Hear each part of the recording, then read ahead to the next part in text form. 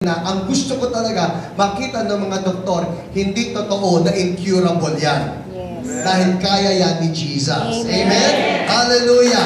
Ito maganda. So after that, I think 2 years after that, naimbitahan ako ng isang church that was having its anniversary sa Malabon. Preach ako. After the preaching, may lumapit sa akin na isang babae. Sabi niya, Pastor Hiram, do you still remember me? Sorry po, sabi ko, I cannot place you. Yung kapatid ko po may arthritis. Wait! Sabi ko, wag-wait tuloy. Kayo yung umakyat na sa office ko. Opo! Kumusta na yung kapatid mo? Nandun po sa Amerika. Kumusta na? Pastor, wala na siyang arthritis. Wow. Hindi na bumalik. Ever. Hallelujah! Wow! So, there you have it. Makikita natin, really, it is the heart of God to heal. Alright? Yes. So, I cannot really give you the whole works. Kung hindi ko kaya ilatag lahat ito tonight. But you want to know more, I have some of my books at the back, alright? We're selling it at the back. Mamaya. Ay. Pastor Elmer, salamat po. So I have it right here. Hindi po itong hula-multo, okay? Pero, I also have this. Ito yon. The things that I'm going to be sharing with you, nandito yun, sa healing is yours. Alright? You can buy this from us or you can buy it at the Christian bookstores. 250 sa bookstores, 200 pesos po sa akin. Diyan. Kinupitensya yung Christian bookstore. So yeah, I have it. And they also get their supply from me. And this is what If God Comes. It's a book on revival. I've heard so many wonderful reports from people who read this book.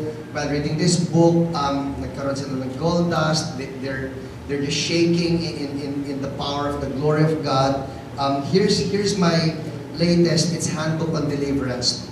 It will teach you on how to move in the ministry of deliverance. All Christians should be moving in deliverance. It's not true, no? Marami pong mga tao na tumatawag sa amin at nagsasabi na pwede po kami magpa-pray ng deliverance dyan. Tatanungin kaagad nung mga staff ko na saan po ang church ninyo? So they tell us, sa ganitong church po kami nagpupunta. Oh, okay. Di doon po kayong magpa-pray muna sa church ninyo. Which is actually my instruction, no? Ang sagot karaniwan ganito, hindi po yan kasi ang specialty ng church namin. Alright? Yun ang madalas na sagot.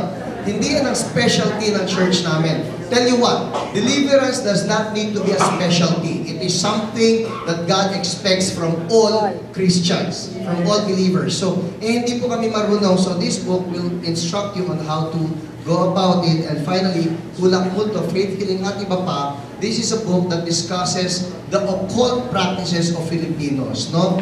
Kung kayo, nanonood ba yung mga tao rito? Do you watch GMA 7? Sorry for mentioning the channel station. Yeah. GMA 7, hindi ba kapapalabas lang ng isa yung tik-tik? Ganon. Alright? Many people are asking me, Pastor, totoo ba yung tik-tik? Let me tell you my simple answer, it's yes.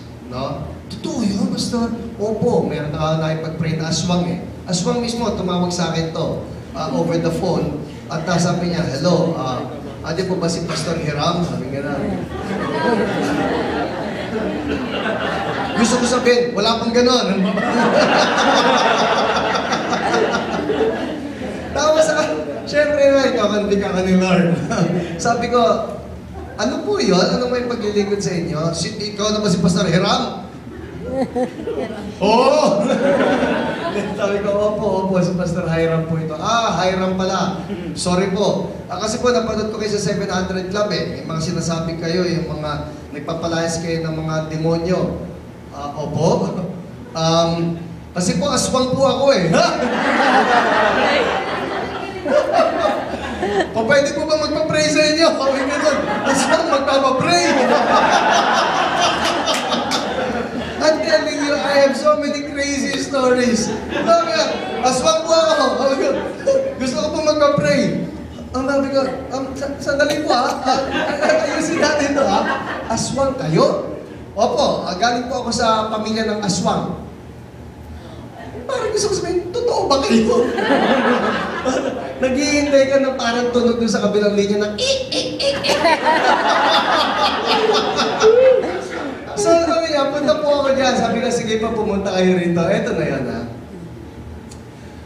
Nung naghihintay ako na may darating sa church na may pakpak talaga.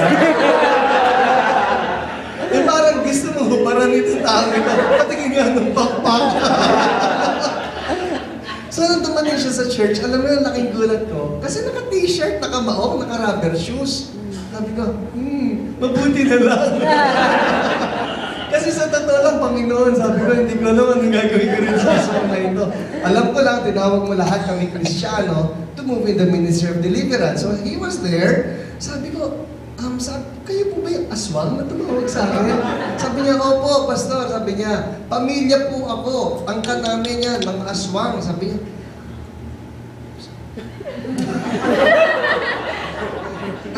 pwede bang, bigyan niyo nga ako ng ano, nakakaba po ako eh. Pero tao kayo. Sabi niya, opo, tao ako. Okay, pero aswang kayo. Ay, ganito po yan, pastor. And that was how I understood. Sabi niya, yun pong aswang ay demonic spirit yon na pumapasok sa amin. So yung demonic spirit ng aswang, palipat-lipat po yan sa amin. That was how I saw it, na yung mga aswang, kapre, duwende, lahat yan are demons that get inside people.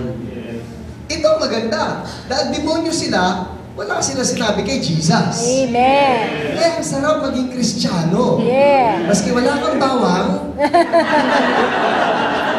Okay? Maski wala kayong mga pantuso o ano, dahil na kay Jesus tayo, in Jesus' name lahat silang tsupi. Amen? Hallelujah? Alright. Sa libro, may libro yun, yung Hula Mo to Faith Healing. So, all these books, we sell them.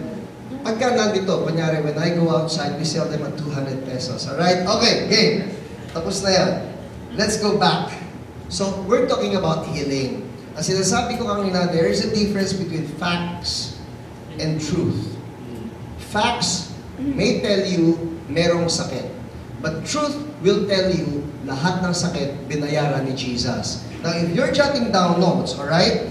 We can start with this. Isaiah 53:5 and 1 Peter 2:24. Just write this down. Isaiah 53:5 and 1 Peter 2:24. Ang sabi ng Isaiah 53:5, He was pierced for our transgressions, He was crushed for our iniquities. The punishment that brought us peace was upon Him, and by His wounds we are healed. Alam po